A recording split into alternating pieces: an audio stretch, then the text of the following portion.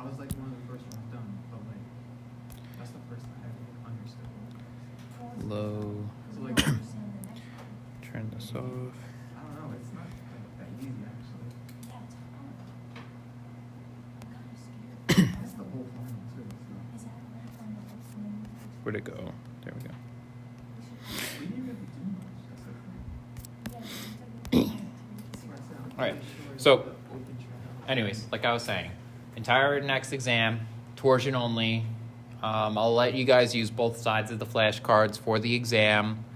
And the last thing is homework 10 is up now on Brightspace if you wanted to get a head start on it. And it is due next Tuesday because I'm going to force you guys to do it before the exam. All right. So now we are just continuing our discussion on torsion. But beforehand, does anyone have any questions at all about torsion, how it works, some of the previous examples maybe? If not, then we'll just likely continue doing more and more examples. All right. Torsion continued. All right, so let's just do one example just right now. But this time we have a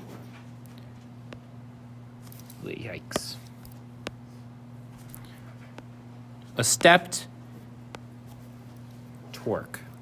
So this one is about 20 pound-inches, and then this one is about 40 pound-inches.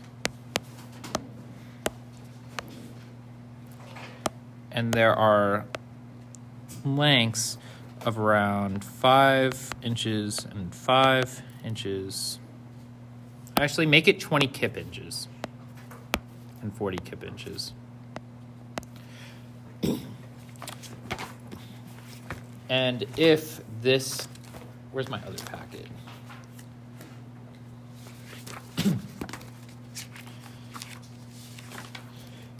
If this has a modulus of rigidity G of, I don't know, 10.8, 10,800 KSI, I want to know what the angle of rotation is at C. All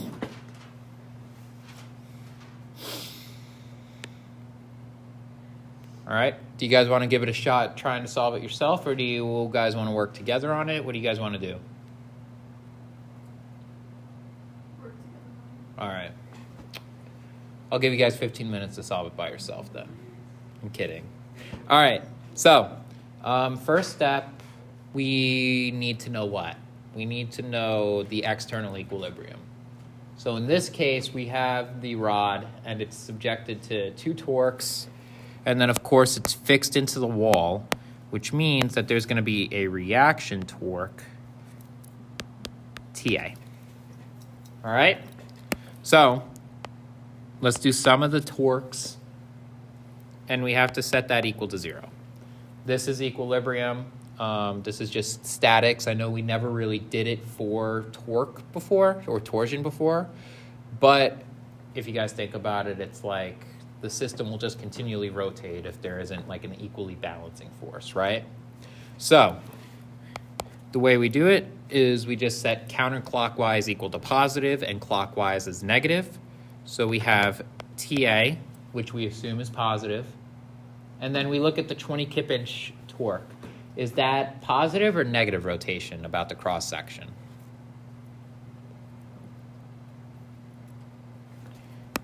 I'll add counterclockwise and counterclockwise. What do we know about counterclockwise? It's positive. Clockwise is negative.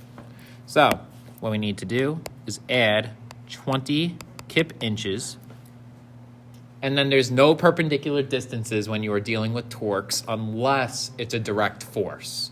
So don't ever take a moment arm. So it shouldn't be like 20 kip inches times 5 inches. Don't do that. Lastly, that 40 kip inches is also counterclockwise, which means it's positive. So when we solve for the torque at A, the torque at A is going to be negative 60 kip inches, which means that the reaction is basically rotating it clockwise. From there, we basically cut sections. So if we were to look at the section in cross-section A, and then we applied our torque, so this is going to be 60 kip inches. I'll actually just draw this as positive. And this is actually moving clockwise.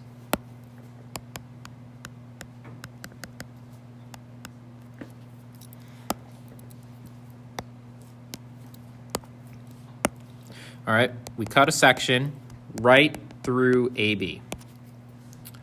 And what we need to do is apply an equal internal torque, which we can call AB, torque AB. All right, we do sum of the torques about the cut, and we'll get negative 60 kip inches plus TAB, and we get that the internal torque AB is equal to 60 kip inches. Make sense? We do the same thing for torque BC.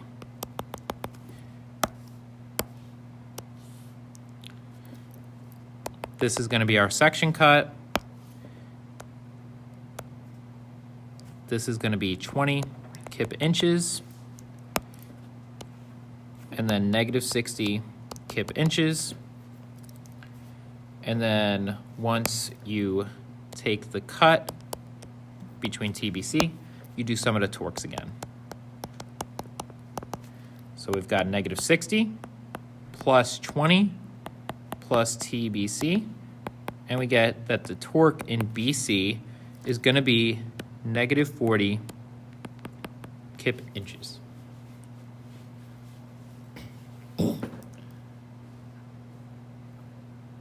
Does that make sense so far? Everyone understand the internal equilibrium aspect of it? All right. Now that we know the internal forces, we then calculate the rotation in each rod. So, theta,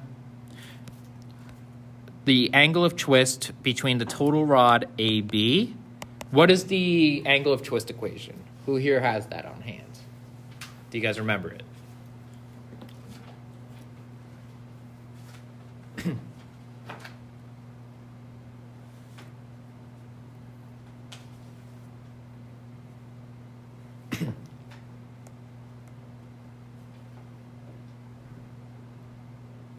Yeah. For this one, we use T times L over G times J, right?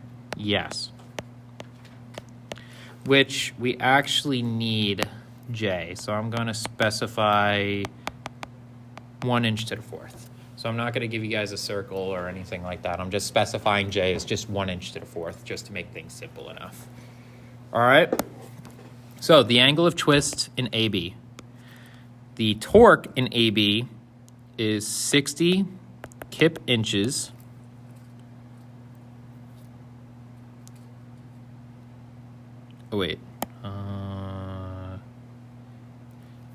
TBC is positive 40. Sorry about that.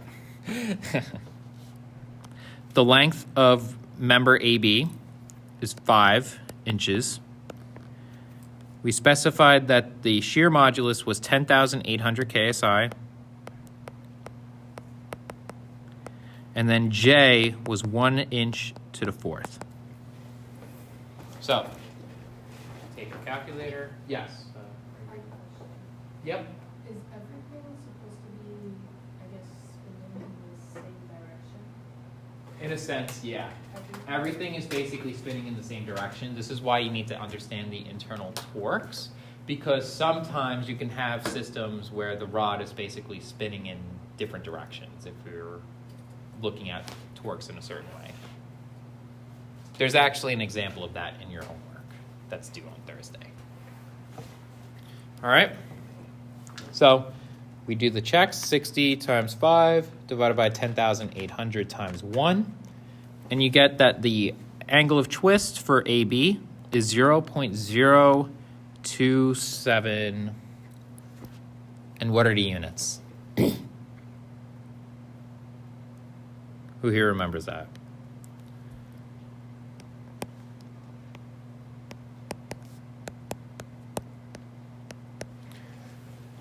Units for rotation.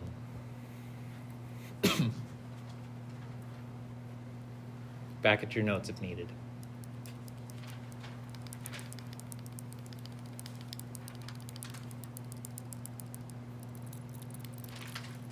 But you have to convert it to degrees. How do you convert it to degrees? From what? What do you convert it to degrees from? Sometimes times 180 over pi. Yeah, but what's the units currently? Radians. Radians. All right. We're just going to keep that conversion until the end.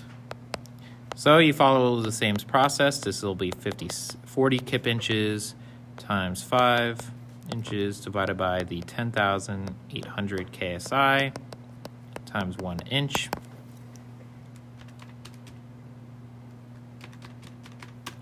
And this becomes 0.0185 radians, which means that the total angle of twist at C is just going to be the sum of the two.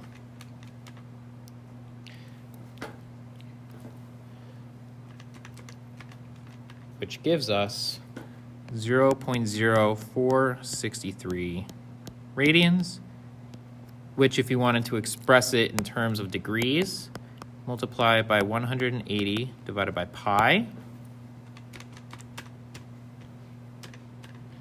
which gives us 2.653 degrees.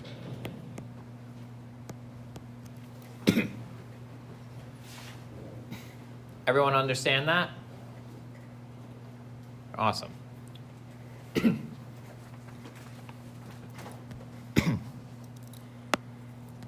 Let's do another example now.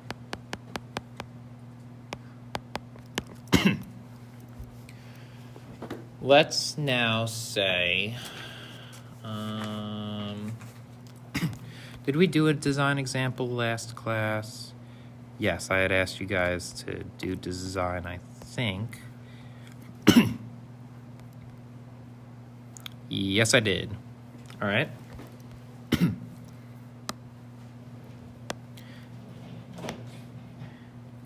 going to make this slightly 3D, so please bear with me.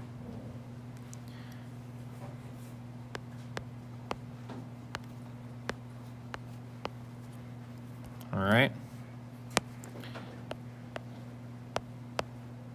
Let's say that this is 3 inches. And that this is 12 inches.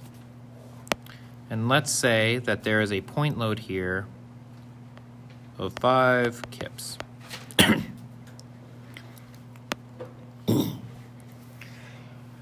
What I want to know is, using torsion, or just considering torsion only,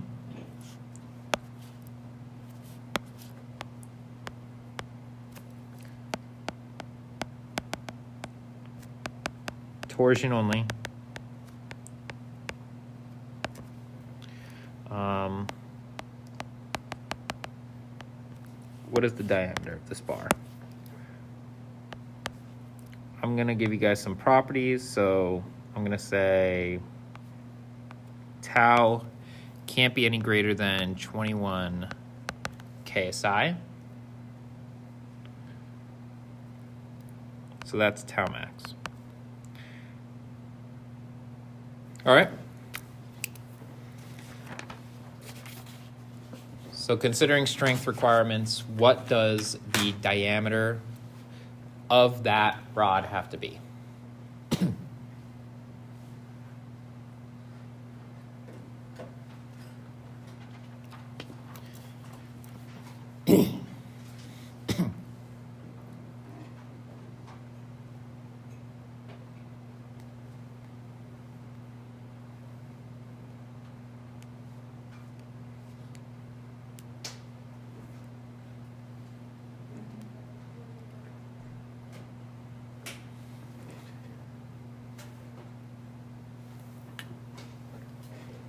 I first want to ask this.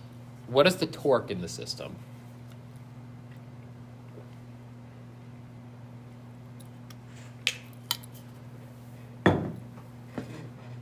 What? Maybe the 5 kips pressing the gas. Well, the 5 kips is a force, right? So what is the arm then? The torsional arm? Because if you remember, what is torque equal to? Force A times. perpendicular distance. So what distance would we use for torsion? Yeah, 3 inches. the 3 inches. So the torque in the rod we can calculate as 5 kips times 3 inches, which is 15 kip inches, which then basically gives us a similar system as shown.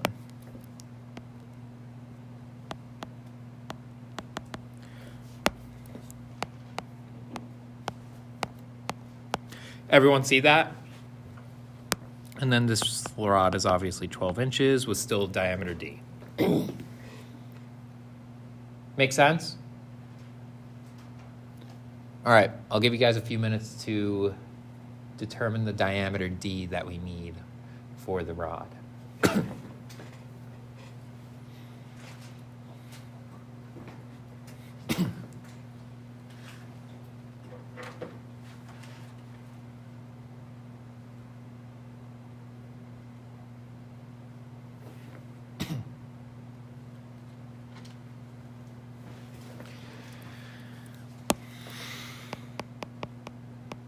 This is an equivalent system. Oh, what happened? Hopefully everyone got the... There we go.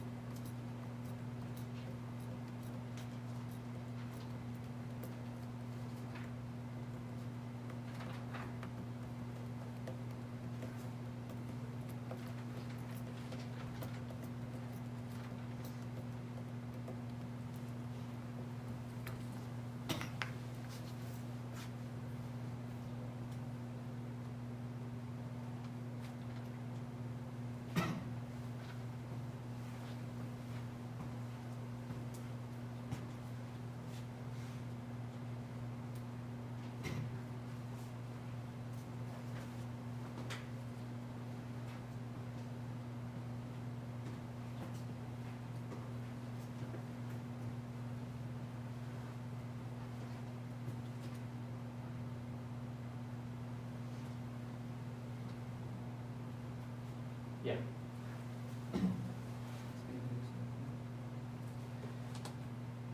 Exactly.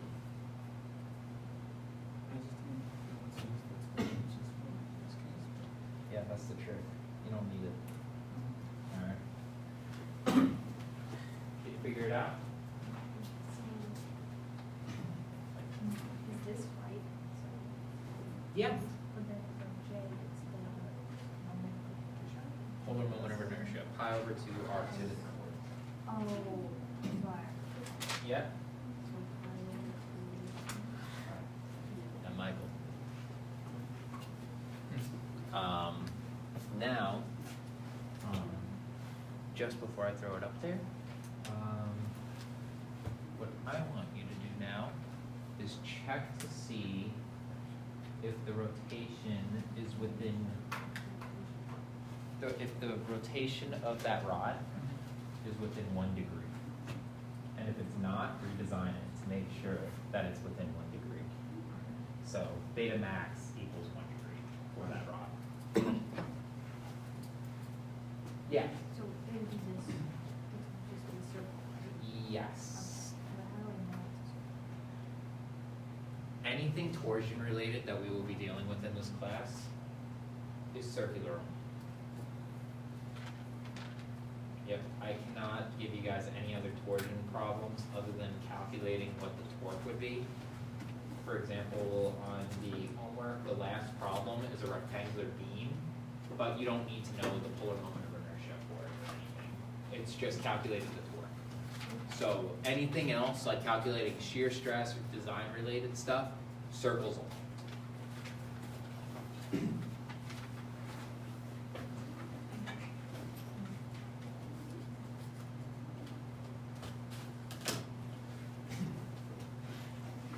How about up here? How's everyone doing?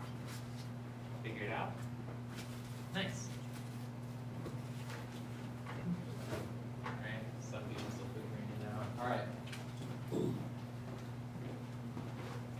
I'm not going over it yet, but I am just adding this now.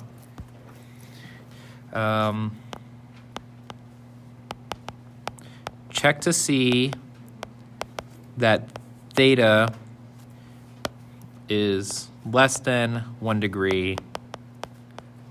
If not, redesign. So the angle of twist, I don't want any more than 1 degree. Is it within 1 degree, Michael? I haven't. You didn't get to it yet? Figure it out.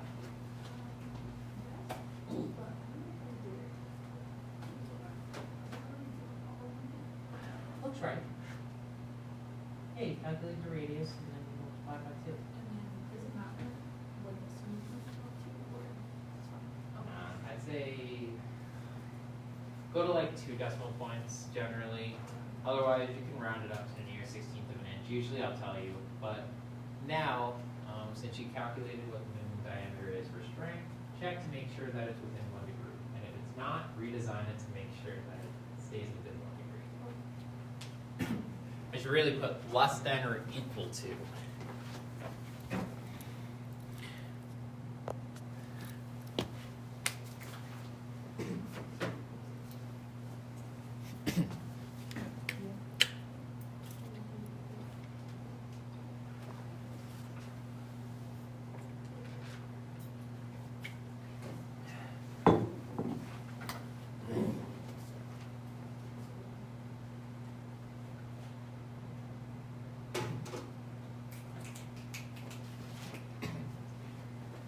Questions over here? All right.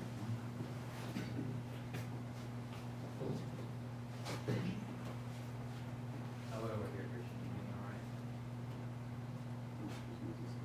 What? Yep, that's the angle of twist. What? G? Do I give you guys G? Use 11,200 KSI.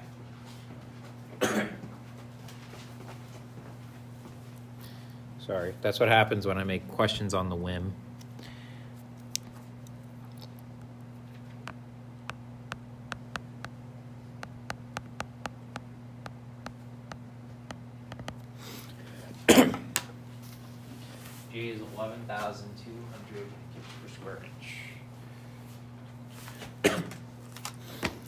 Does that even work?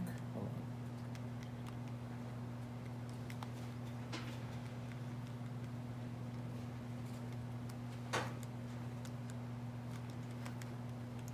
on.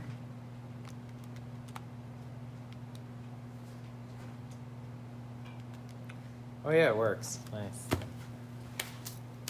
You're gonna have to redesign that.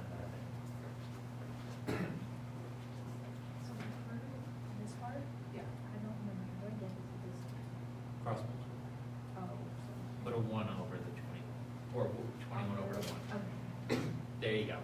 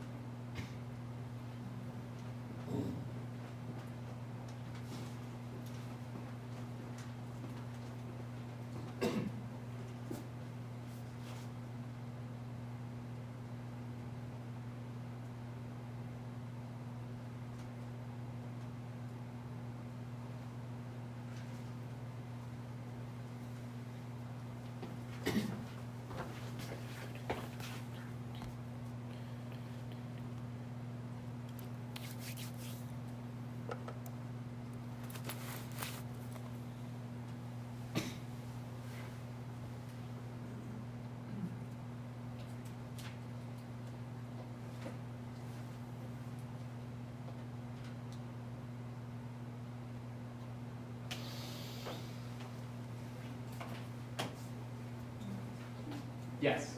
Question. Sure. So, when I put in J, I'm going to assume the No, you need to know what the equation is. So, go to your packet for a circular crossing. The polar moment of inertia is in terms of the radius. So that equation here would be the radius. So Okay. you're really generally, when you do these types of problems for design, you solve for the radius and then just multiply radius by 2 to get the diameter. so for the radius. Yeah, so it's always solve for the radius and then multiply by 2. Unless you know what the equations are in terms of diameter, you'll probably see those in like the solutions. It's just because I work it out pretty fast in my head. But just solve for the radius, you'll get the same thing. Okay.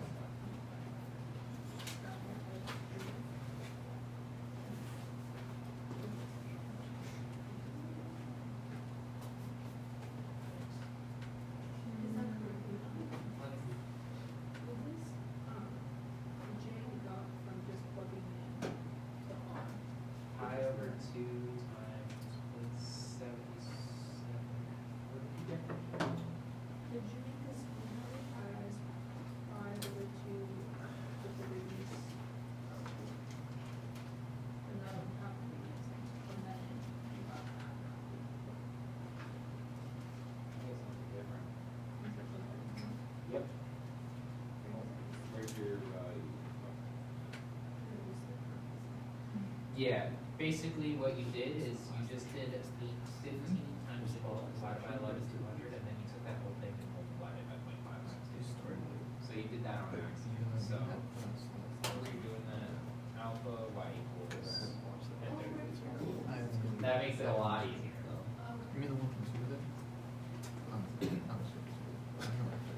Did you get it? No. How? I don't really know how. What's the angle of twist? Oh, I calculated that separately, but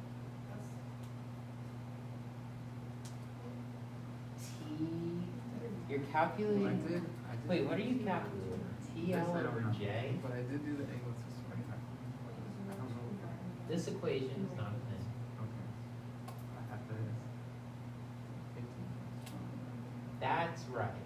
That is the angle of twist in terms of radius. Okay, yeah, I did. So that is wrong. You did it right, but then you multiply it by 180 over pi to check it in terms of degrees. Okay. And then tell me if it's above or below 1 degree. Alright. I got up to here. Okay, let's see.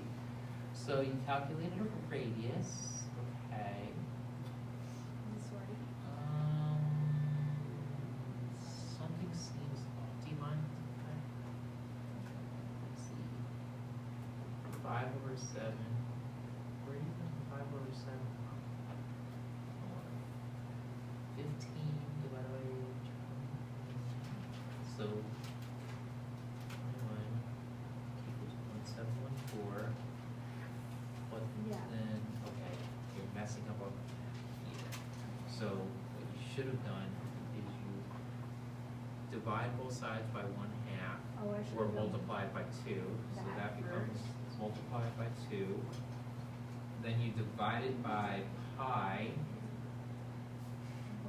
So I don't do the square root again? No, save the square root at the very end once you isolate the r. Okay. All right. So now I'm dividing by half of pi here. Yeah, divide each side by pi over 2. I just do pi over two. Yeah.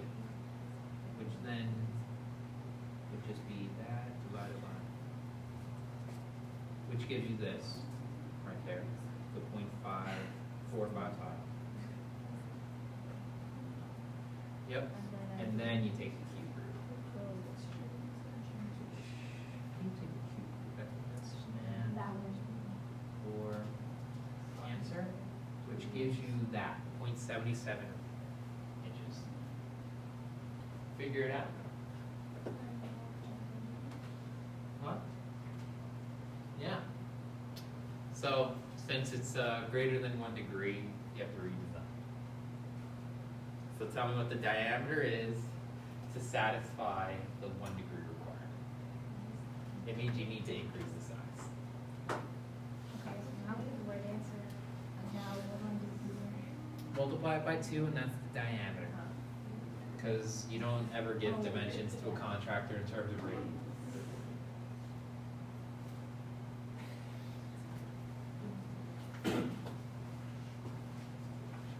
Figure it out? No. That's right. That looks right. So that's the rotation. Now is that greater than 1 degree? All right, you're exceeding serviceability requirements of 1 degree. Yeah, so now you need to redesign it and change the diameter to satisfy the degree. Yeah. You don't need to redesign it in terms of strength because obviously if you increase the diameter, the stress is just going to reduce, right? But what you need to do now is size it in such a way that now this serviceability is within 1 degree rotation. Make sense? Yes.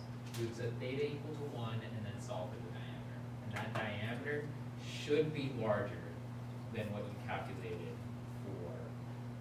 for strength. All right?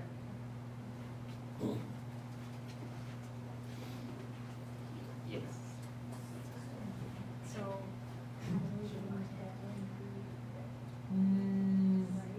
Not yet. Well, that's the answer you get for that. But now you need to check to see if the angle of rotation is less than the 1 degree. Does that make sense? So you haven't even determined yet. I just need to redesign. Stop trying to cheat the system. You'll find out. But what you're basically being asked is what is the angle of choice? All right. Where are we here? I got the, Angle of choice is that. yeah, All right, which is greater than 1. yeah. So what does that mean?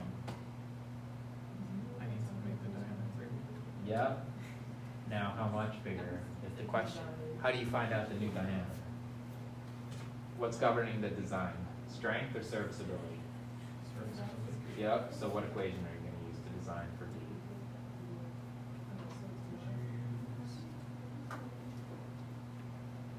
Shear stretch. Nope. That's strength. So angle twist. Angle of twist equation. Yep. So what are you going to set theta equal to? 1. And solve for d. Come on, man. To be honest, this is the first time I'm seeing all this because I didn't watch the intro lecture this yet. You didn't watch the intro lecture for any last lecture? All right. So, I'll work with you on it. So basically,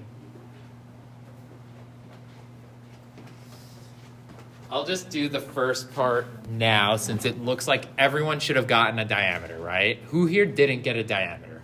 You didn't? You obviously didn't. Were you here last lecture? I don't know. I don't think so. I don't think so. Yeah. Close out one of the classes. I don't know who was the last.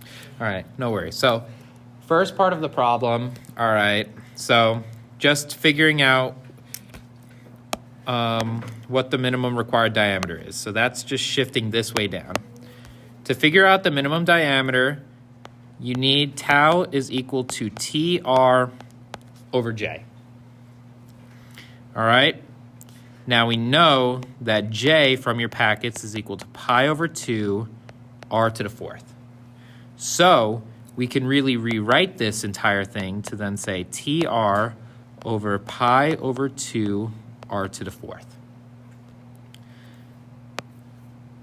The r's cancel. The r on the bottom gets cubed now instead of to the 4th.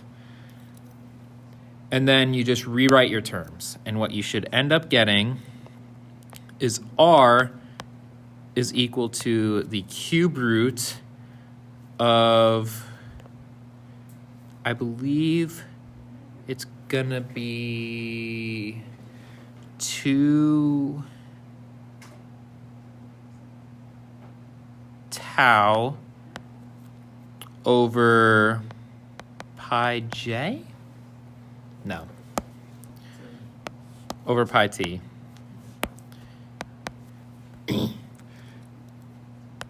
So you take the cube root of 2 times 21 KSI divided by pi times 15 kip inches.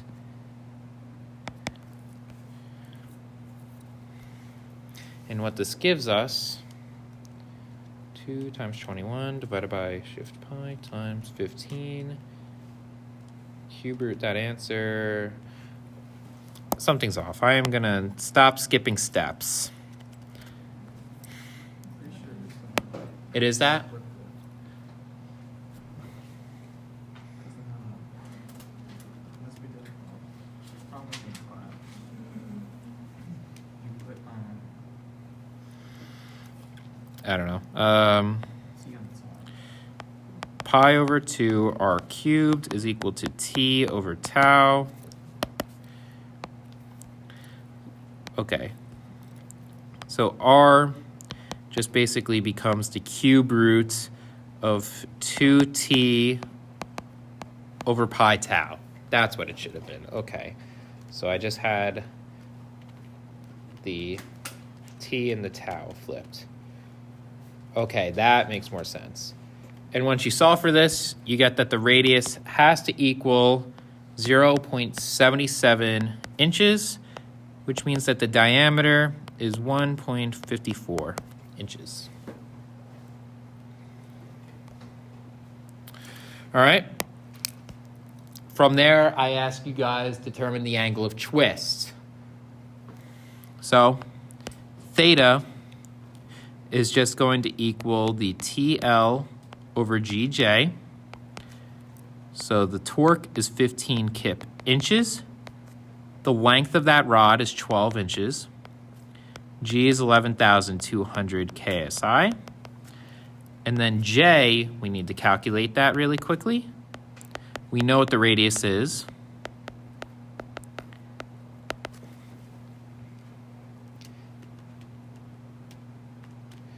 You should have gotten roughly 0.55 inches to the 4th. So then 15 times 12 divided by 11,200 times answer is equal to 0.0293 radians, which when you multiply that by 180 divided by pi gives you 1.68 degrees. What does this mean for us? Redesign it. All right. So everyone should have, up to that point, at minimum, who here figured out a diameter for the required angle of twist? And what did you get for that diameter? 1.75. I got 1.54. All right. So you got 1.54 for this one, and then you got 1.75 here.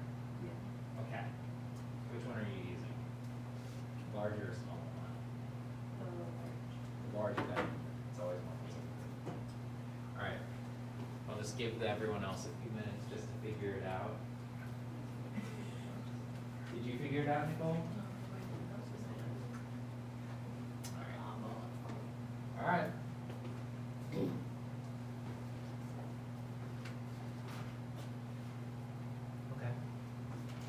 How do you think you'd solve for the new diameter? You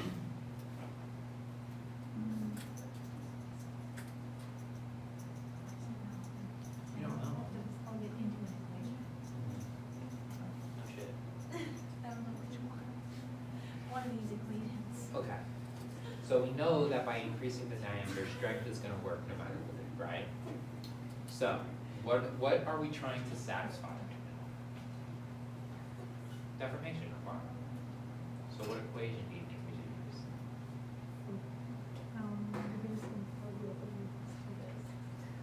If we're trying to satisfy a deformation requirement, we should use a deformation equation, right? What is the deformation equation?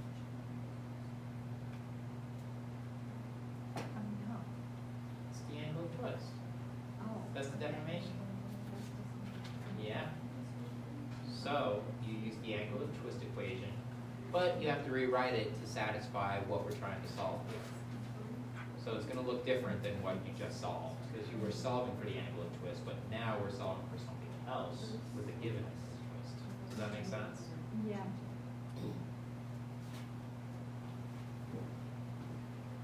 Figure it out?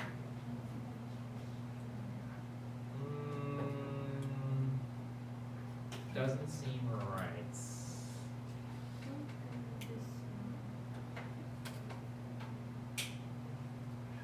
Say that? Four. You could take the square root of the square root. That's right. That's another way you do it is if you press the shift and then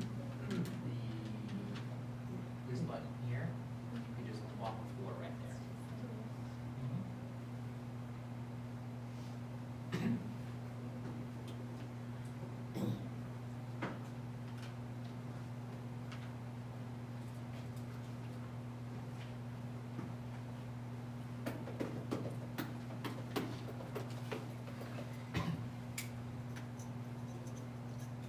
You got 1.64 for the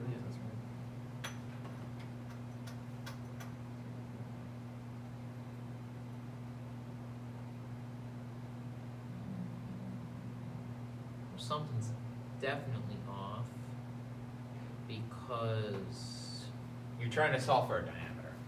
Yeah. You just plugged in the 1 degree into the radius. Be careful. Very, very careful. You at least know that the rod now needs to have a diameter, I think, greater than, or radius greater than 1 inch. If I'm not mistaken, I'm not sure. So check it just to be safe. Then what do you get? I think you might be going wrong somewhere. So it should still remain pi over 2 though, because you have the pi over 2 here, which means you divide it by pi over 2, or you would just multiply this whole thing by 2 over pi. So you're cross multiplying wrong.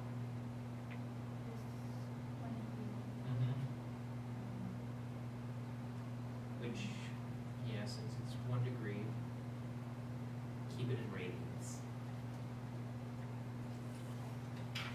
Otherwise, you're technically calculating everything like 57 times larger.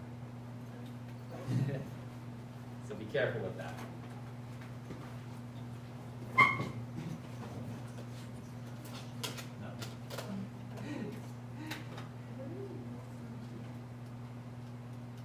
Okay, 180J. And then, what's your angle of twist you're solving for? 1 degree. But what is theta supposed to be plugged in as at all times? Radians. So you need to convert the 1 degree to radians. It's going to be a small number.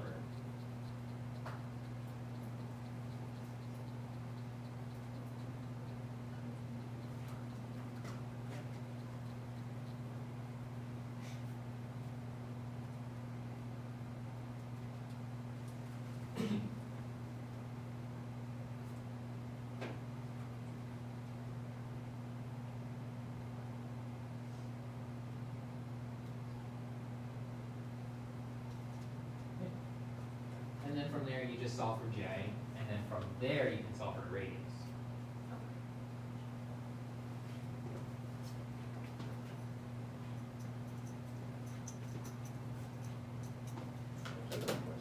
Sure. How do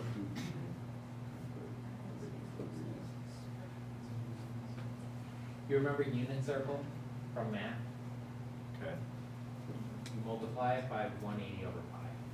So that basically comes from, oops.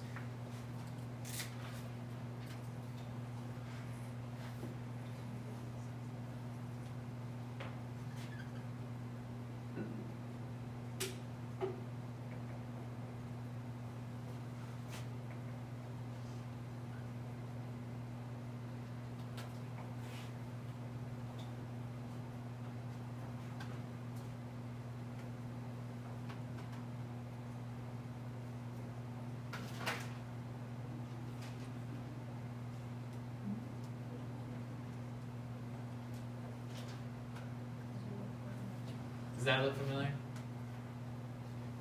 That's where that conversion comes from. Okay. It's just multiply the radians by 180 over pi. Yeah. But you always want to keep your calculations in terms of radians, Just but you for can the present your final results answer. in degrees. Okay.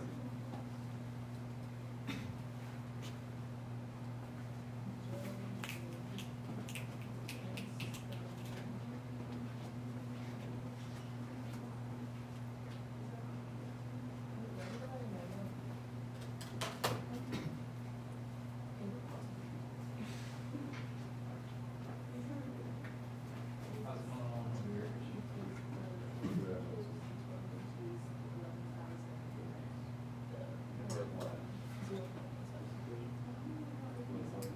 Find what? R. That should be J. Yeah.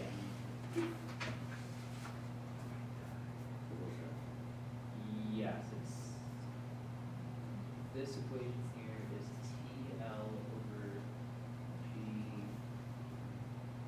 Unless this is shear stress over or so use this one, TL over J.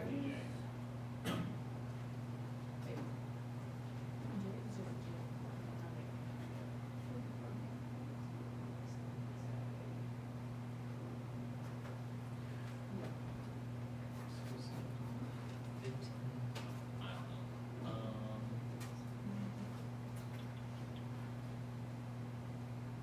They get 0.03. Looks like your procedure is right, but this to me looks like it looks wrong because this diameter is smaller than this one, where it's about the same. I would expect it to be somewhat larger. Yeah, the diameter should be larger.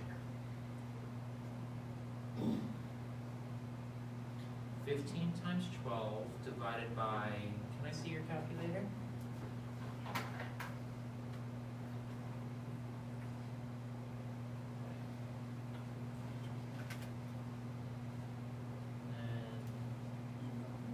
this is gonna be 1 times pi over 180.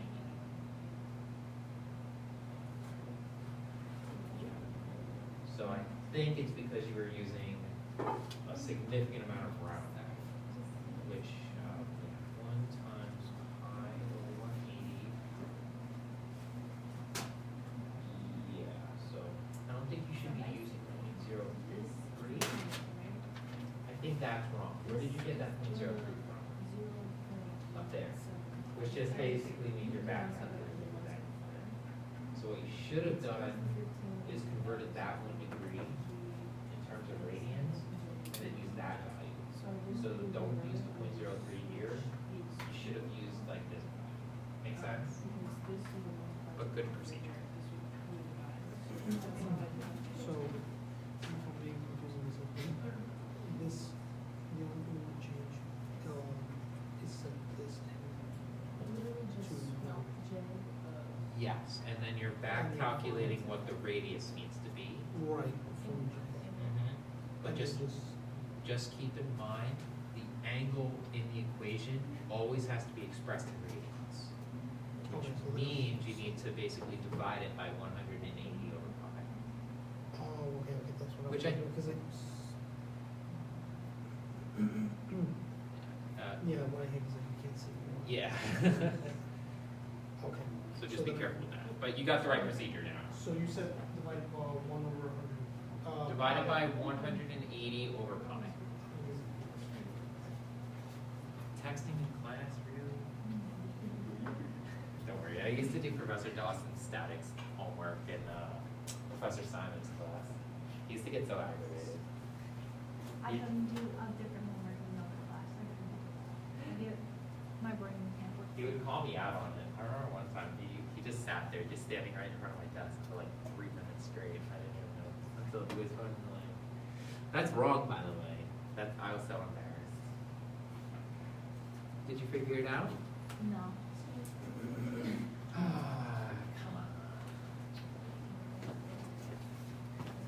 All right, we'll go over it. I think everyone's had enough of an attempt. So, because we need to redesign it, we have to use theta is equal to TL over GJ again. What is the unknown we're trying to solve for in this? J. J. So we could just write J is equal to TL over G theta. Now, theta always has to be expressed in radians.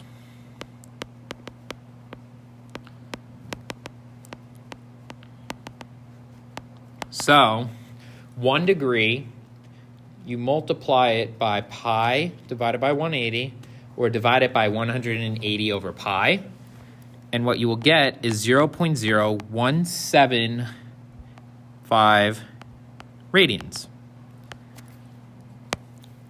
So from here, you just throw everything in. 15 kip inches. The length of our rod is 12 inches. G is still 11,200 KSI. And then J is 0.0175 radians. And what we should get is J has to be 0.921 inches to the fourth. Now, since we know that J is also equal to pi over 2 r to the fourth, we could just set r equal to the fourth root of 2j over pi.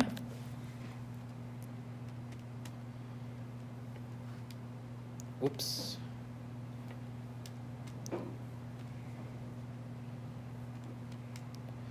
And what you should get is that the radius has to be 0.875 inches, which means that the diameter is just twice that, so approximately 1.75 inches.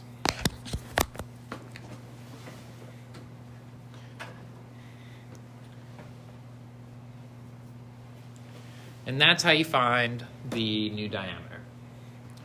If you guys were to check the shear strength of the material or calculate the shear stress, you would just find that the shear stress is lower because that J is just significantly larger now in comparison. So it just simply went from J equaling the 0.921 inches to the fourth from the 0.55, which means that your shear stress is going to be reduced. Does that make sense to everyone? All right, I'll give everyone about 5 minutes. Let's try and come back at like 7:10. So how did you get the 0.0175? 1 degree converted to radians. So take 180 and multiply it. Take the 1 degree and multiply it by pi over 180. It's a unit circle conversion. Is it because I got something else? Like, do I have to put the actual degree? What did you? No. What did you get? Because I did this.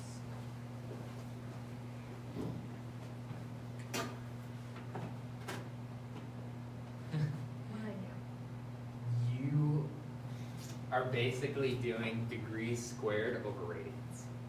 So you're converting it. So how do I? To convert from radians to degrees, multiplied by 180 over pi, but we're converting degrees back to radians. So, really, that, specifically, this. Oh, so it's divided. Yep. You're going the wrong way. Oh, I see. Yeah, let me see something. So to convert radians, multiply 180 over 5. Exactly. Trying to. Yeah, I don't think there's a way on this calculator to convert radians to degrees. Unless there is. I don't know.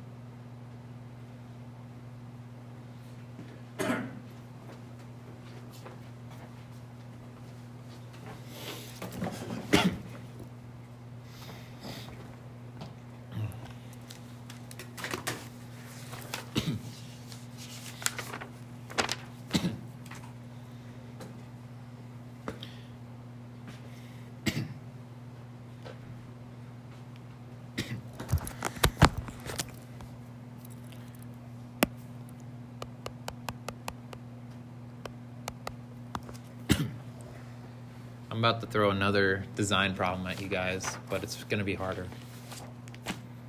It's going to be a hollow shaft now. Let's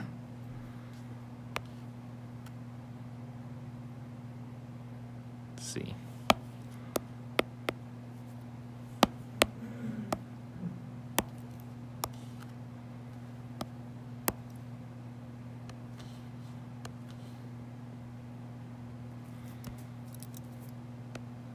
Oops.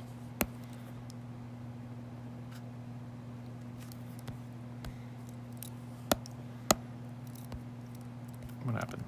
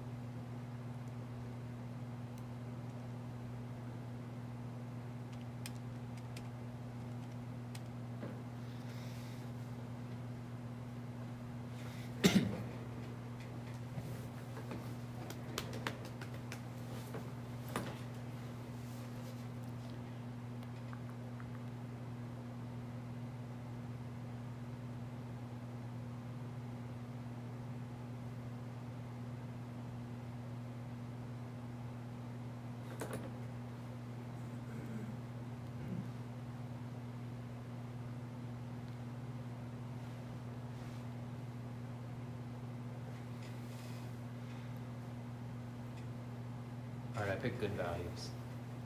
Nice.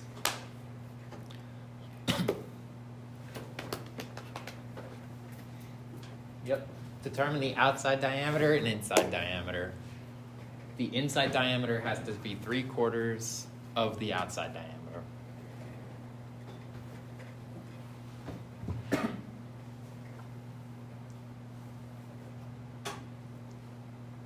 You get to start now. Yeah. I mean, I'll give you guys 10 minutes to solve it. I was able to do it in 2 seconds. The only caveat is the algebra on this one is a little harder.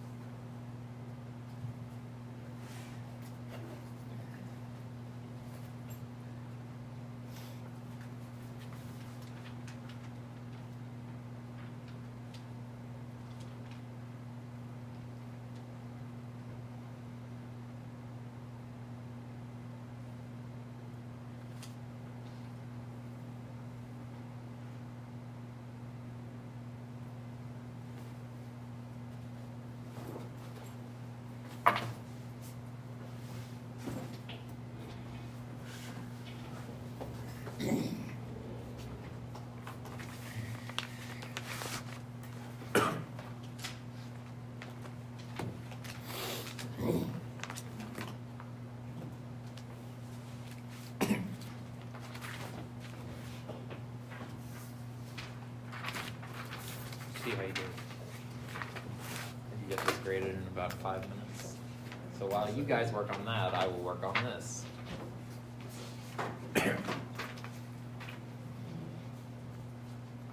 Wrong, wrong, wrong. Just trying to scare you.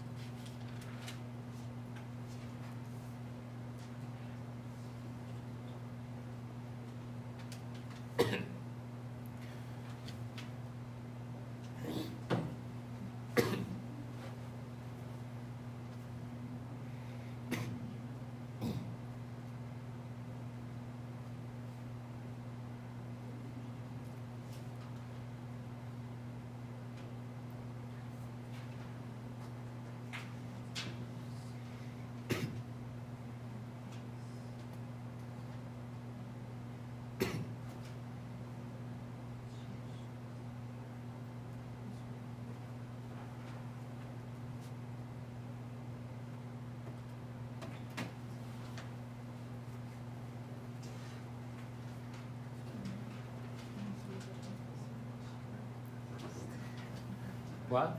Said I see a longer road pen on that test.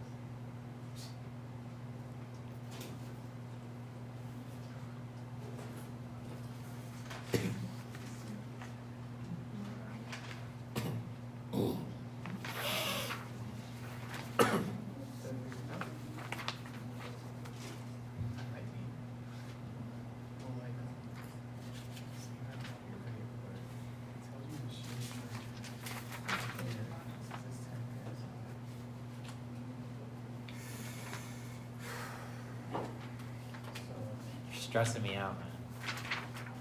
Man.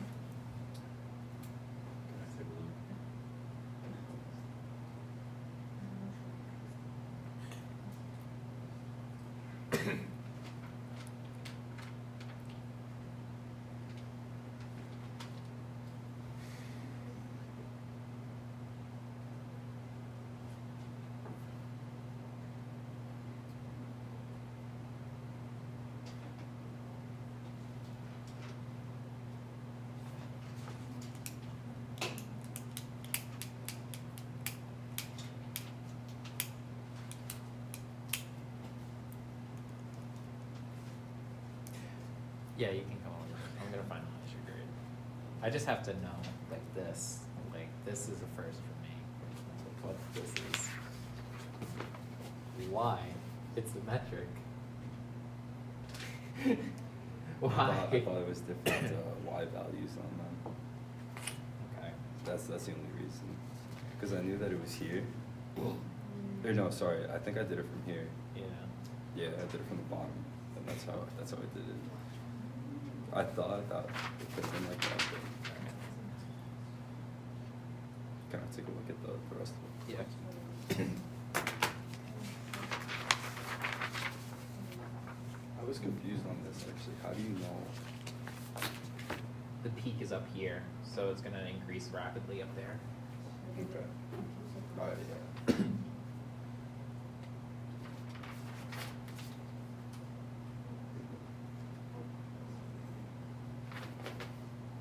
Very good considering you didn't show up to a single one of the lectures. Thank you.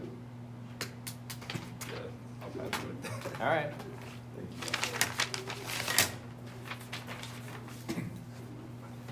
you. All right. Did everyone figure out the inside and outside diameter? Everyone should have by now. I was able to do it in a press of a button. Almost? Maybe. All right. Maybe's not good enough. All right. I'll at least help you guys out a bit. All right. How do we design stuff? What equation are we using? Like first? Yeah. What do we just do? The same I'm not even asking you guys about deformation, Wouldn't it be the same thing as the last row? which is what equation? The TR over J, so shear stress. Tau equals TR over J. Please tell me that everyone at least got to this point. Nicole, you're scaring me since you're writing it down. You didn't get to it. Ah. No, I was too focused on the All right. Everyone knows what OD and ID is, right? Outer diameter, inner diameter. Okay. We at least got that under control. All right. What are we solving for here? Well, you already, don't we have the shear stress? So J. Yeah, you're solving for J, and you're technically solving for R. But the issue is, what the hell is R? And what the hell is J? So, That's a great question. we can write J. What is J going to equal? Pi over 2. What's the outer diameter? Or the outer radius? We could say it's going to be the outside diameter raised to the 4th. But then we also need the inside diameter raised to the 4th, right? You guys agree with me on that? But what is R out and R in? Well, the outside radius, we know the outside radius is just equal to that value R, right? But what is the inside radius going to be? Yeah, R times 3/4. exactly. 3/4R. So, what you need to do now is work out the algebra. R to the 4th minus 3/4 R to the 4th. You guys do that really quickly for me and tell me what you guys get.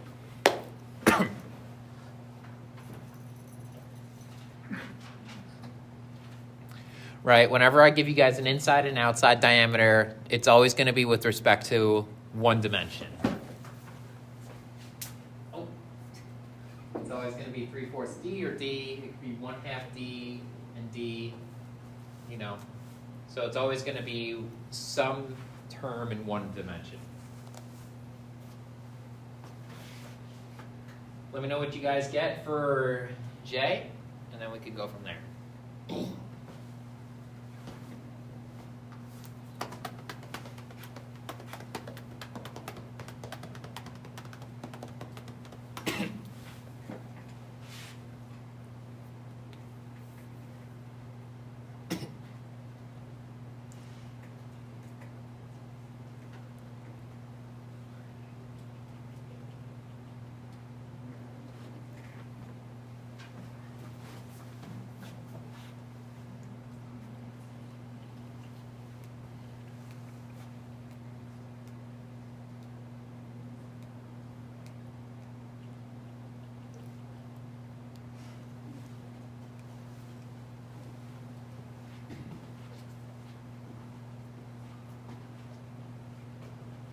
figure it out yet, Nicole? How about you?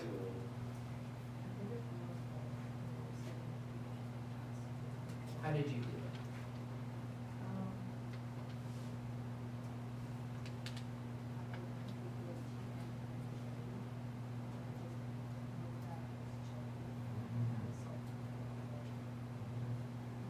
No, because by doing that, you're accounting for the fact that there's material, which there's not.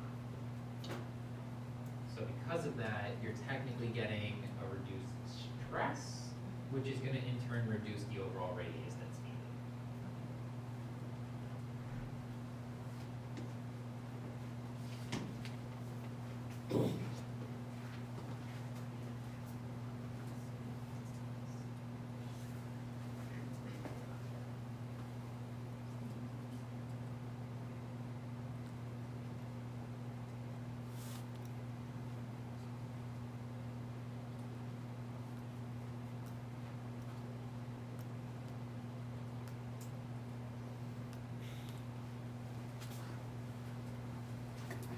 Yes.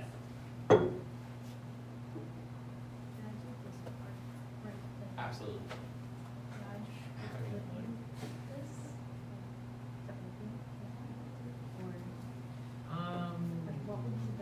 You would need to do that, yeah. Pi over 2, pi over 2. Okay, so then, So that would be like 3 pi over 8 then, what you're looking at. You figure it out? No. All I'm asking for is J right now. Don't even do anything else. Just algebraically tell me what J is. All right?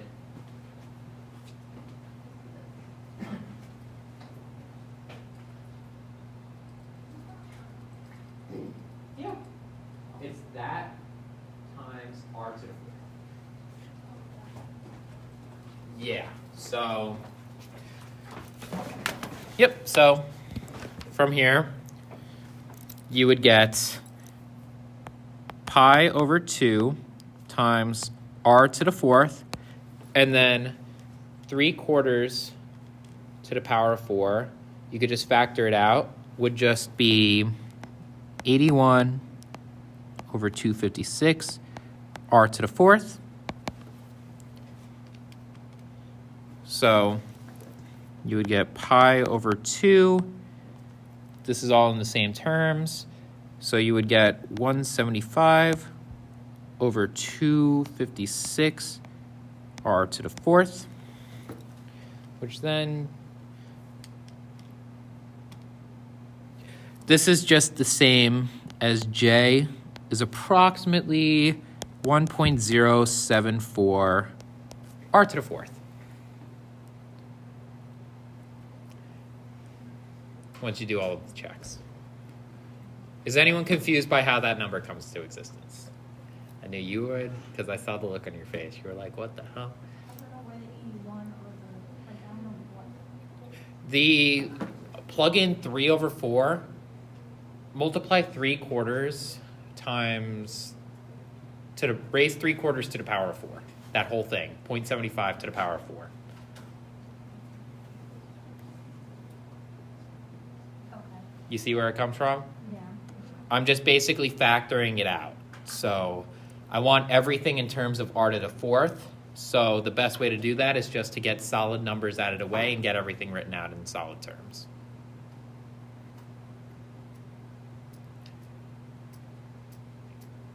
All right, so now we have J in terms of the outer diameter, right? Yeah. I'm still confused as to how you got the 81 over 256. Multiply 3/4, Right. but, well, don't multiply it. Raise 3/4 to the power of 4.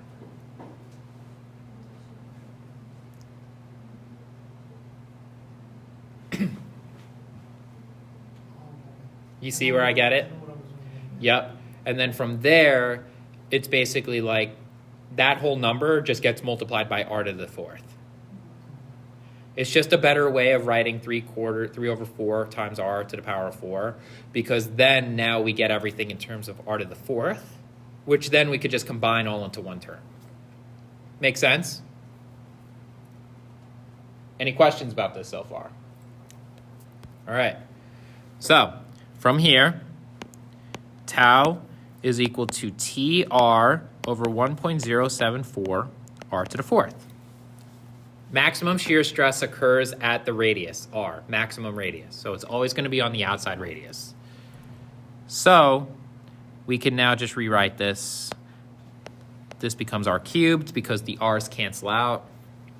So we get r is just basically equal to the cube root of t over 1.074 tau, which is just going to equal cube root, the torque is 500 pound-inches,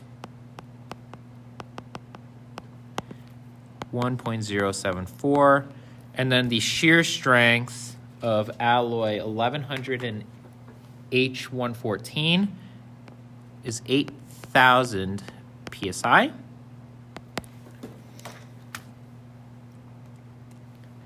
So 500 divided by, oops, 500 divided by that, divided by 8,000, and then take that to the power of 1/3, which means that our radius should be 0.3875 inches.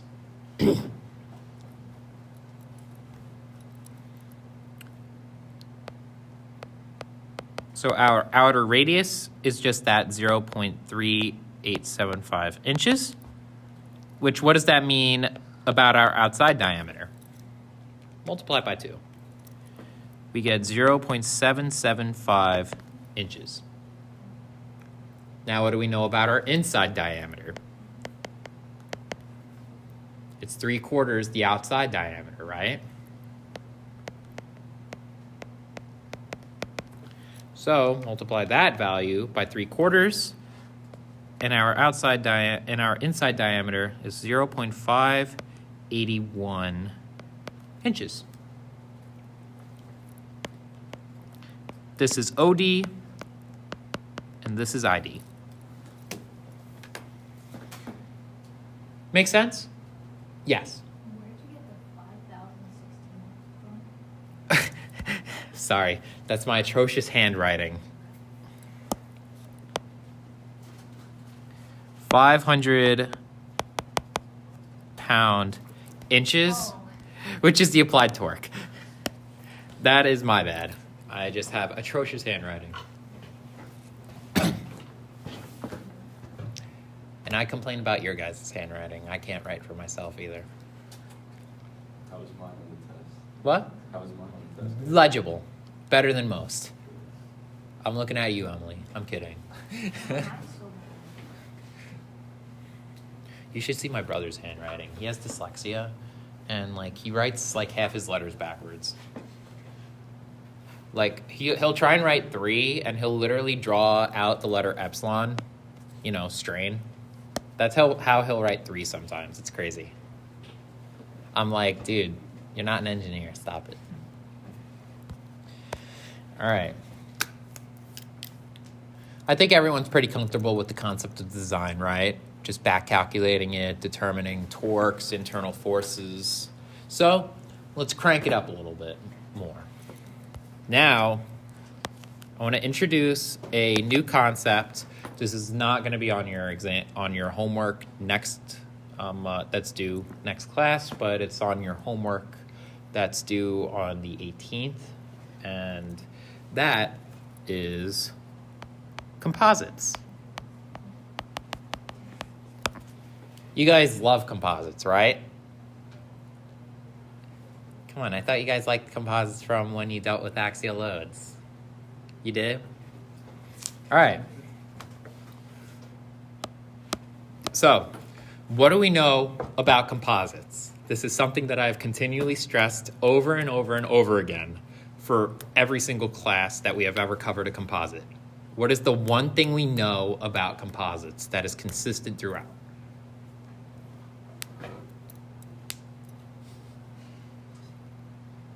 Two or more materials. Yes, 2 or more materials, but what about them specifically? let's say we had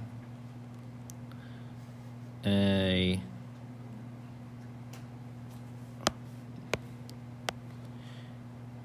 rod that looked just like this. And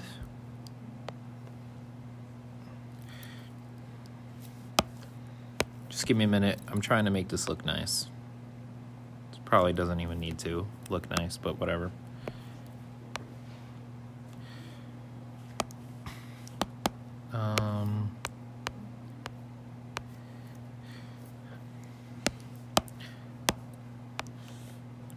Yikes. That is way too far off.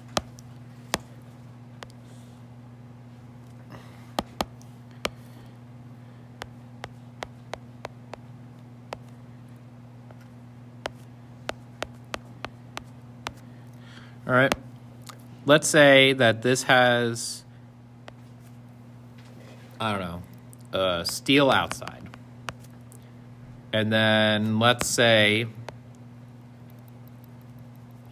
that inside was, I don't know, copper core.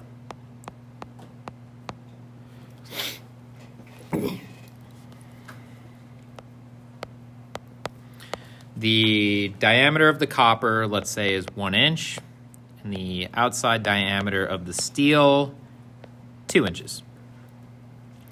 And lastly, the length L is, I don't know, 10 inches. All right?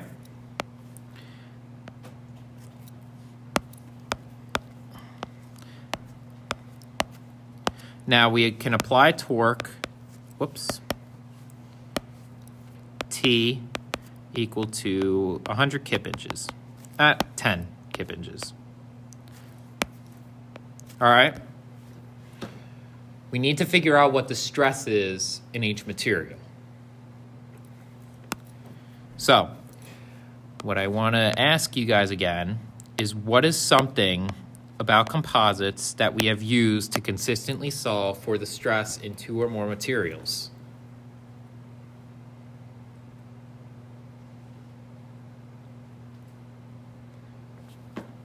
It's something we use in conjunction with equilibrium. What is that term called? Compatibility.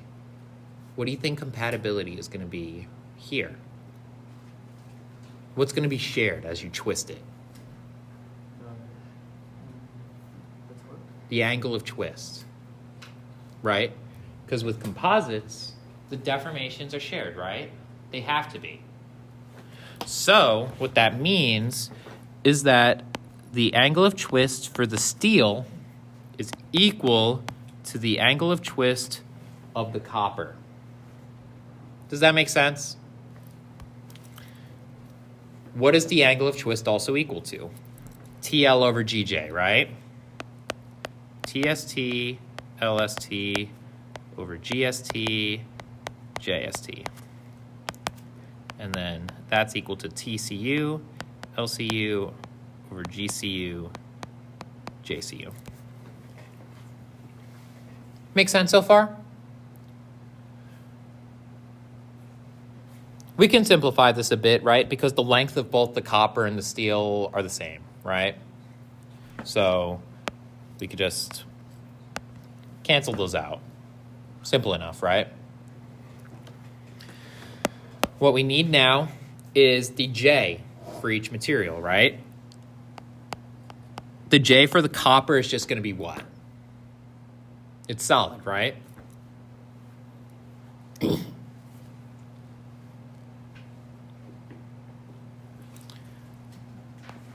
We could use pi over 2 times the radius of the copper. What's the radius of the copper going to be?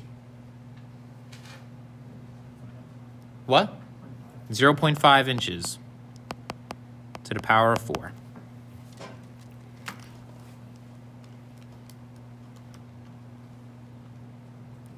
This gives us 0.0982 inches to the 4th.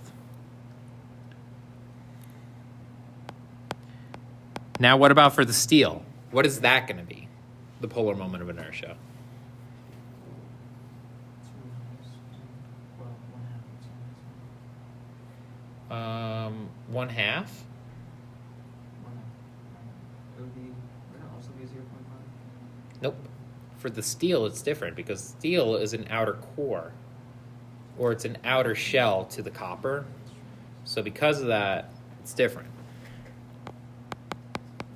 You would need to do outside diameter minus inside diameter. So the outside diameter for the steel is 2 inches, so the outside radius is 1 inch.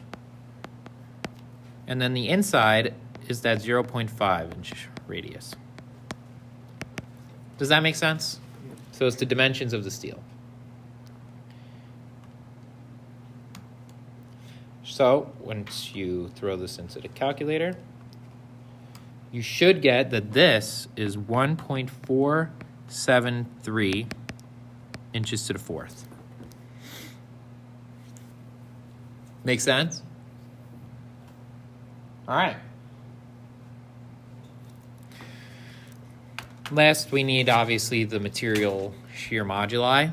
So what we will have is TST divided by the shear modulus of steel. I am going to use 11,200 KSI times the J for the steel, which is 1.473 inches to the fourth. And this is equal to the torque in the copper divided by the shear modulus of the copper, which is 6,400 KSI times 0.0982 inches to the fourth. From here, we can just solve for the torque in the steel in terms of torque in the copper.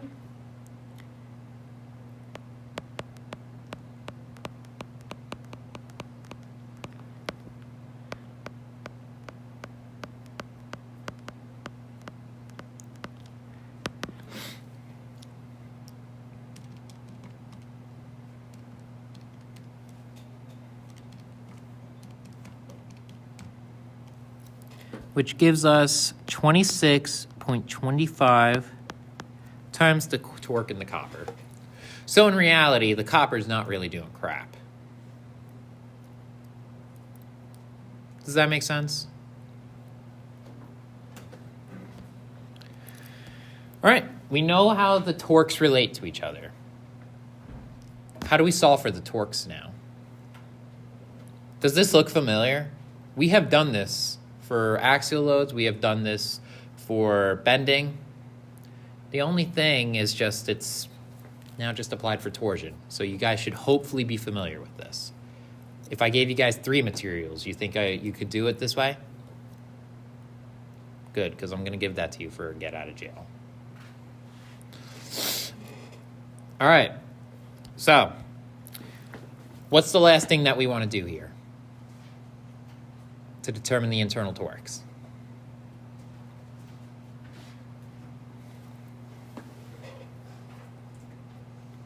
What's the opposite? What's the difference of, what's the other thing that we do in conjunction with compatibility?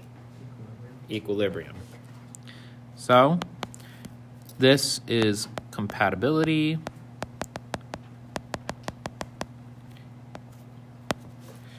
And then we do equilibrium. Sum of the forces, or sum of the torques, I should say, is equal to 0. We could just set it equal to 10 kip inches, which then is equal to TST plus TCU. But we know that the torque in the steel is equal to 26.25 TCU plus TCU. So 10 kip inches is equal to 27.25 times the torque in the copper. So the torque in the copper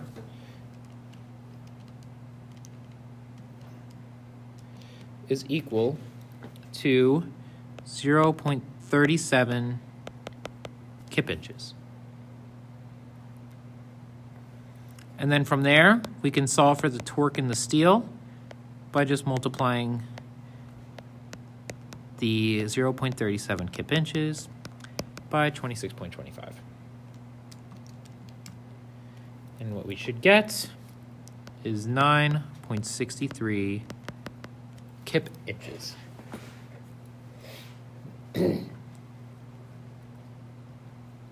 Make sense? Everyone think they can do that for a get out of jail? Because that's going to be your next step, is to get out of jail. And it's going to be this. All right. So, for your get out of jail now, I am going to give you guys one circular rod.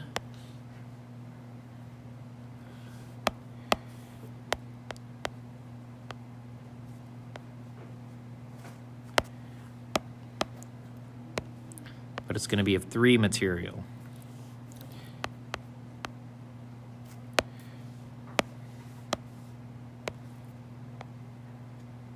All hollow.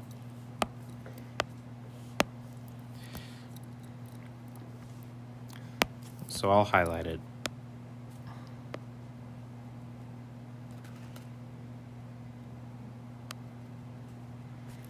So that's material 1.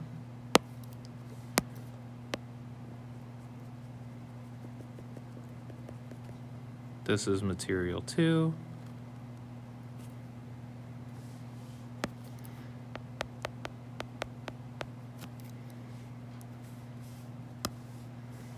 And then this is going to be material 3.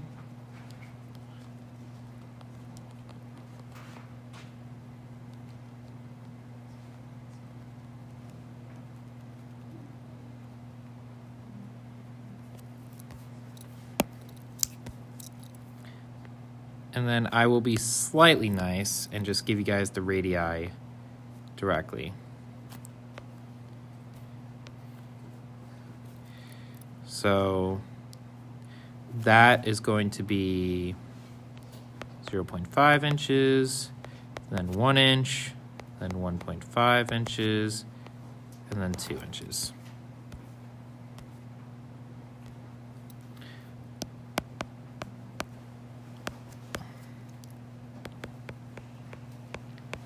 Assume that the length of the is constant. The green is going to be copper.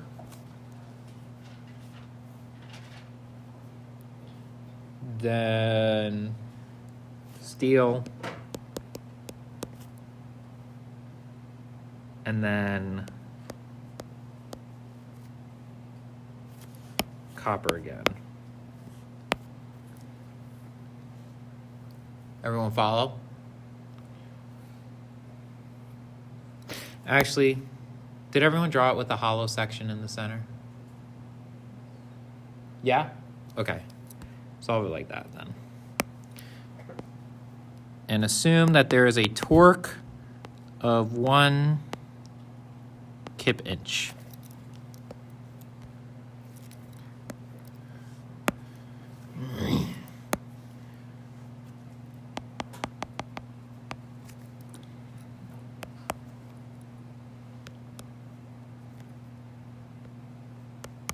So find the torque in the steel and both coppers. So I'll call this copper 1, copper 2. TCU1, TST,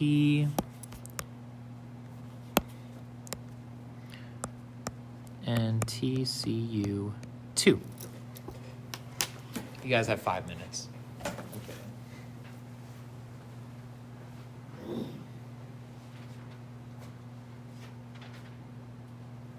I'm going to change the color of the purple because I just realized it's probably going to be a little hard to see.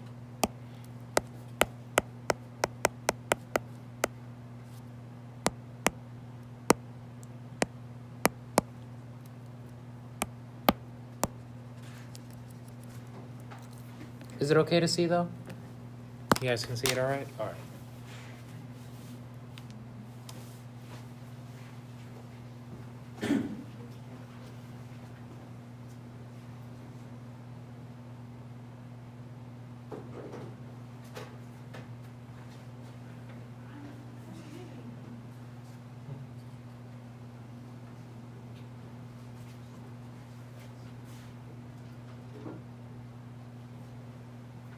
I'll be right back. Need water.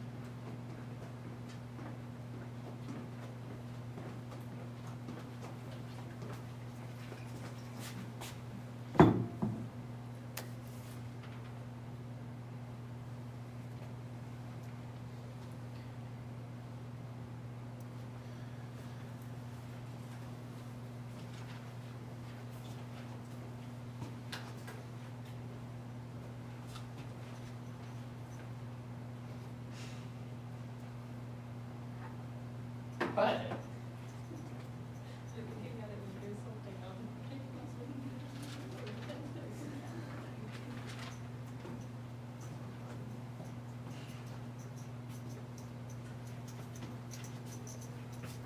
yes.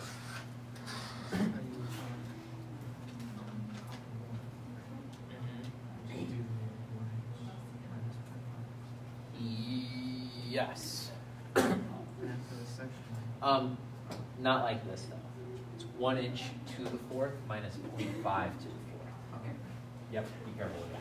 But for steel, we just do 1.5 inches minus this? 1.5 inches minus 1 inch, Okay. because that's the inside and outside diameter of the steel. Or inside and outside radius, I mean. Alright, that makes sense. All right.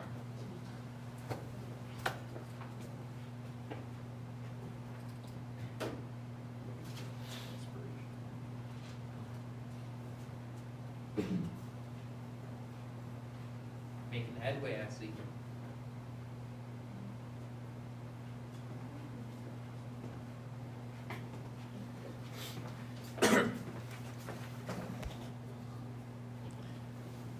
Here, since you guys are experts at your writing, I'll write on this side.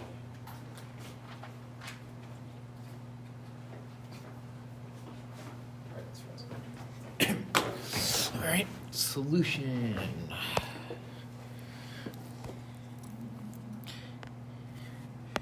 So JC1 times 1 to the 4th minus JC.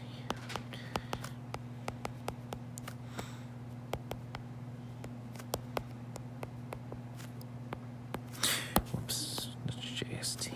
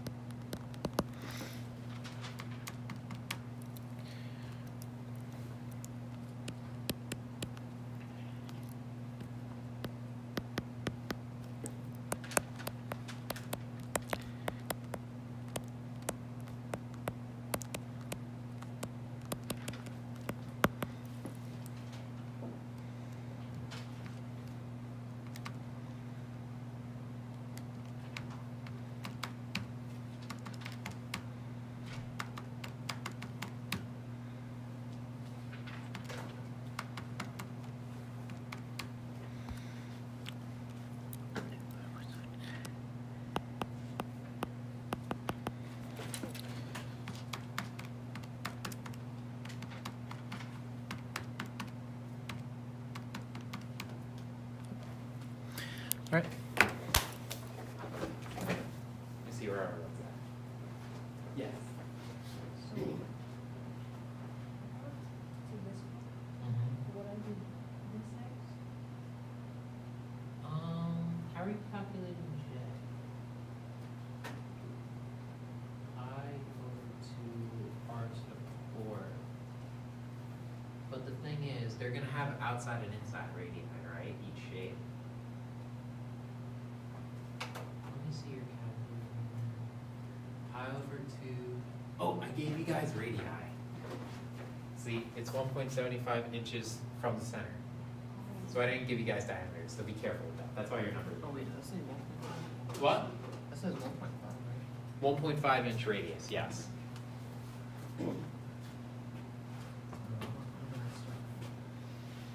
6,400 times. Yes. Just do TC2 equals TS2. Yeah, exactly.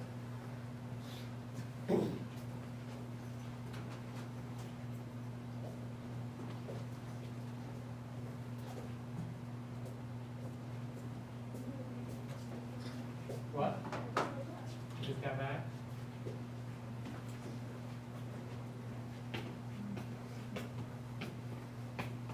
This is a long problem, I know.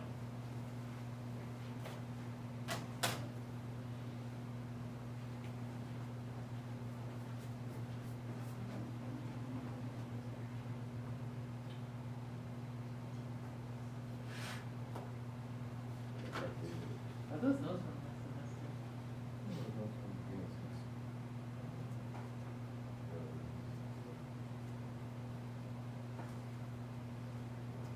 Oh wait, no, that's from earlier. Yeah.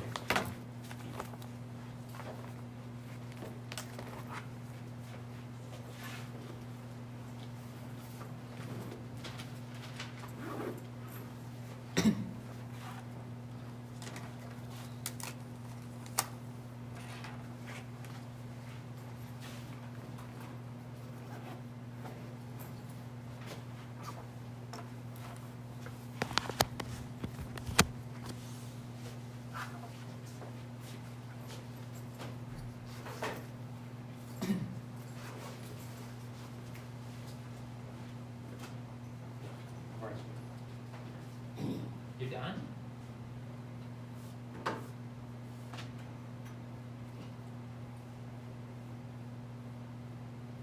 Yep.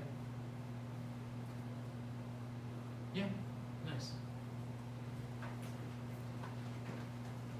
I realized I did my entire solutions accidentally doing it with 10 kip inches, but yours will be 1 kip. So I am just going to add that, but everyone's value should just be off by a factor of 10.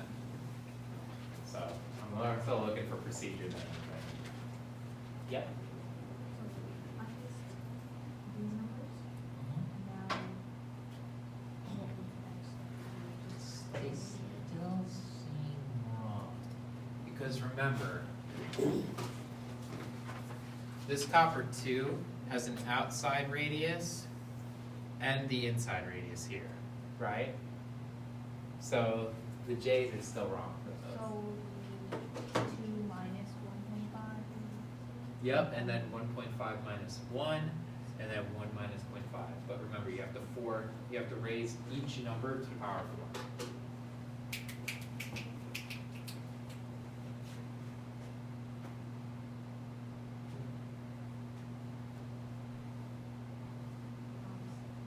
Your stuff?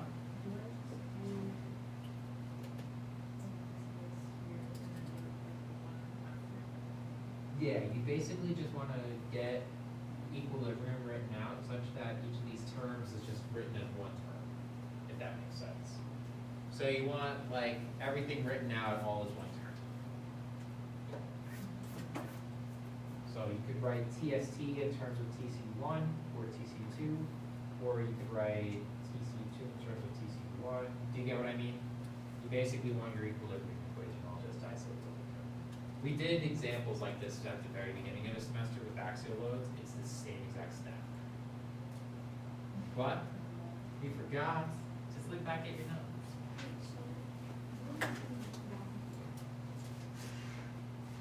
You're only doing outside radius.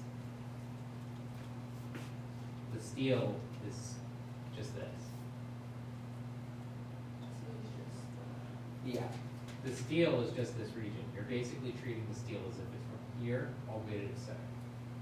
So you're forgetting to subtract the inside radius. Does that make sense? Those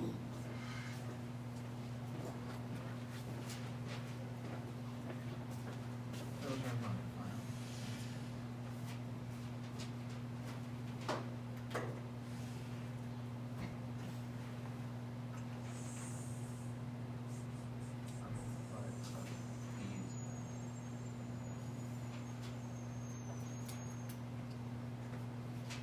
Let me see your calculator. Something seems off. How do you get 0.088? 6400 times 0.092 or 0.098?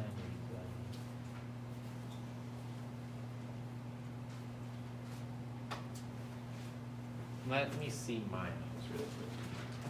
Just because I got something slightly different. I think.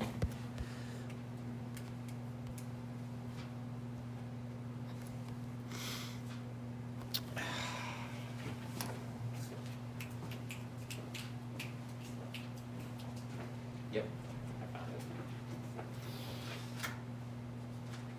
JCU1 is incorrect. How did you find JCU1?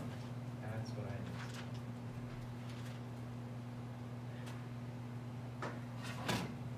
You computed it correctly here. You did the wrong value from when you messed it up. All your numbers are wrong, but your procedure is right, so I'll let you go. It's just your numbers are off because of that one mistake. So yeah, you did it.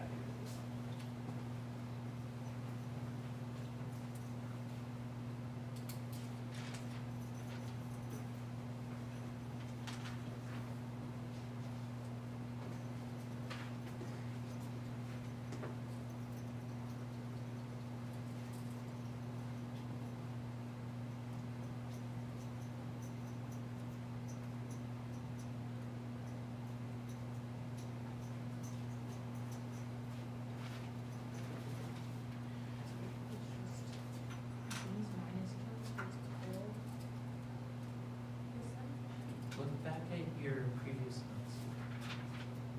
We did cross multiplication, and so this came and went up to the top. So in a similar way, what you need to do, you need the J's first. Yeah, that's where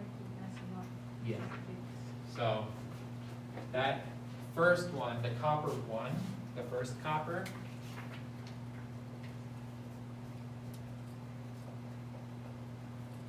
It has an outside radius of 1 inch, right?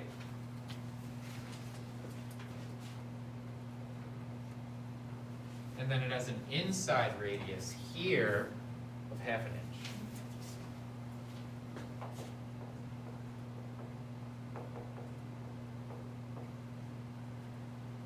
And that is for CU1. And then you would do the same thing for the steel. It has an outside radius of what? Pi over 2. Outside radius is 1.5 inches to the 4th, and then inside radius is 1 inch. Does that make sense? Yeah.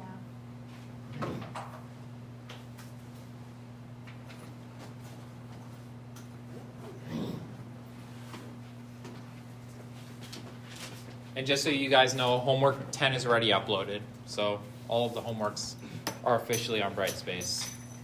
I dropped my ring. So you can get a head start on the next homework if you guys really want it. Basically, you should be able to do everything now up to statically determinate rods, which we will cover next class. It's not going to be on your exam, so basically you now know everything you need to know for the semester.